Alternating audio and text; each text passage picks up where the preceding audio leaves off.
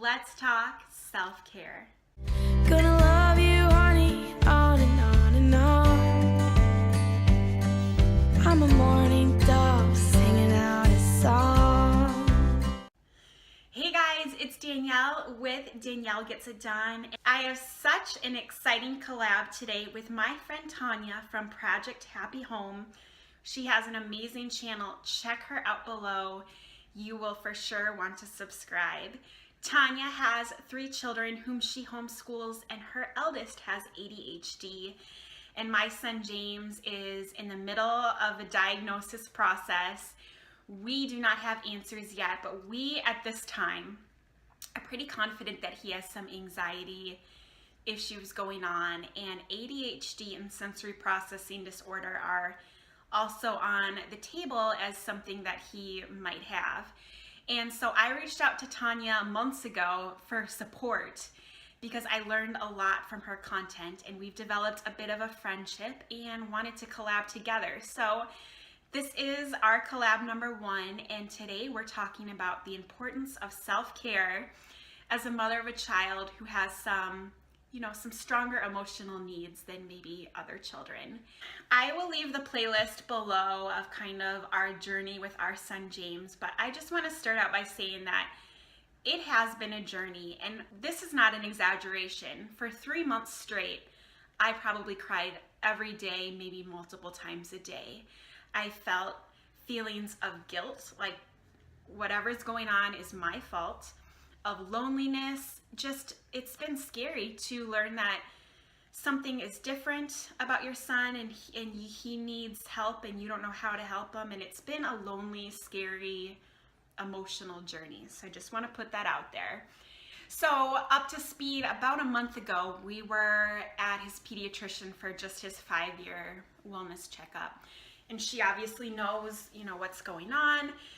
So she said, catch me up. How is he doing? How are you doing? How can I support him? How can I support you? And I just said, Lindsay, things could not be going better. Like, he has improved so much. He is learning new tools. We've been learning new tools. Like, things are amazing. And I saw a look of confusion on her face, and I thought, what is that about? So I kind of came back to the present moment and realized that James had been bouncing around the exam room the entire time, like that cartoon, Tasmanian Devil. He was just bouncing off the walls, and he wasn't being disruptive, but just high energy, could not sit still. And I thought, wow, I really wanted to kind of explore that and figure out why that disconnect was there. And things are going well. And he has been given tools. We've gotten therapy and help. We're doing everything we can do, and things have gotten better with James. But upon reflecting, I realized I think my attitude has changed the most, and that's why I feel so at peace about it. And I think that's happened for 2 reasons. The first is time. Time heals all wounds. I've just gotten over the initial shock. I am not feeling as guilty as I used to, though that is something I need to still work on, and time has passed. But secondly, and I would argue more importantly, is I've really been working on self-care the last couple months, and really cool things have recently come into my life at the same time,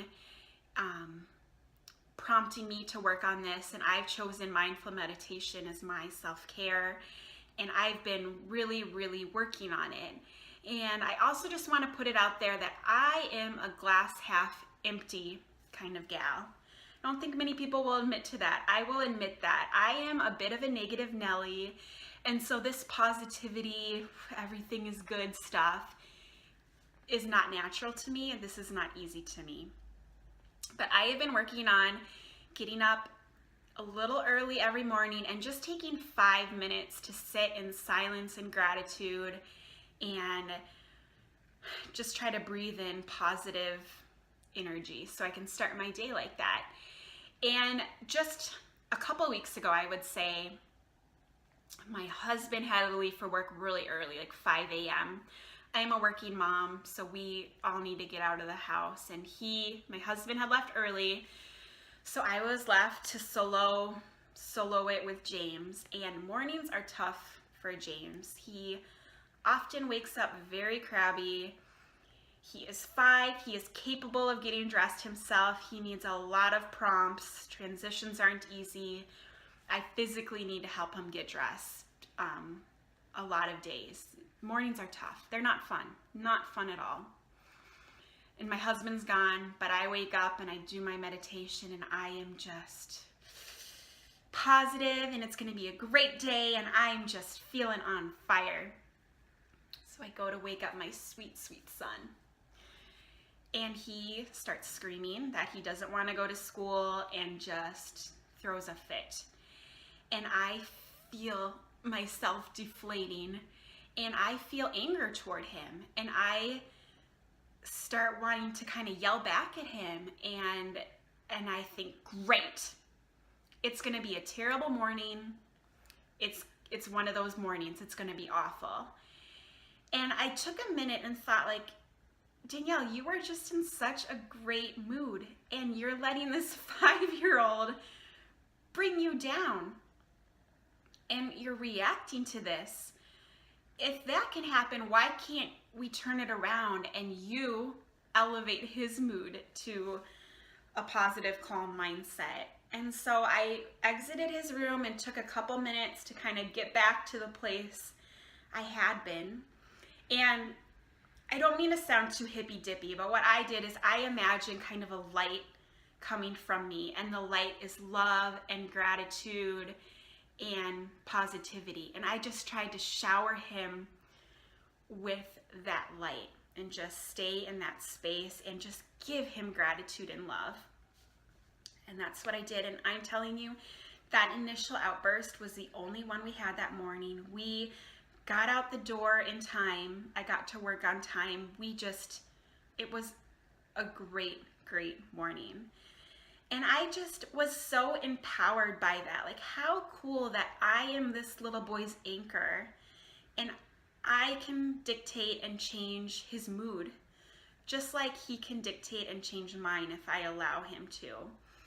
All the positivity in the world isn't going to make us all have amazing days. It's not always going to work like that, but it cemented further into me that I really need to keep doing this and keep meditating or giving self-care, because beyond a doubt, if I hadn't taken those 5 minutes for myself first thing in the morning, that morning would not have gone the way it went. It would have been a terrible morning. I believe that with beyond a doubt. So it's been really cool. It's been a nice journey and I've been working on it more and more, and I hope this was helpful. We really have a lot of power over our kids' moods, and negativity breeds negativity and positivity breeds positivity. And so it was a nice moment for me, and I don't know, I just wanted to share it with you in our self-care segment. I hope it was helpful.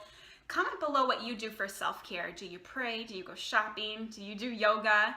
I think it can mean different things to different people, and I'd love to hear how you practice taking care of yourself. Don't forget to check out Tanya's video. She is amazing.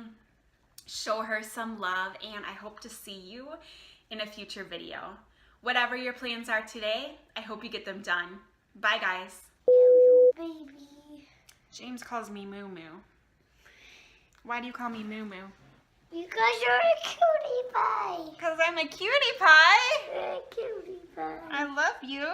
Ooh.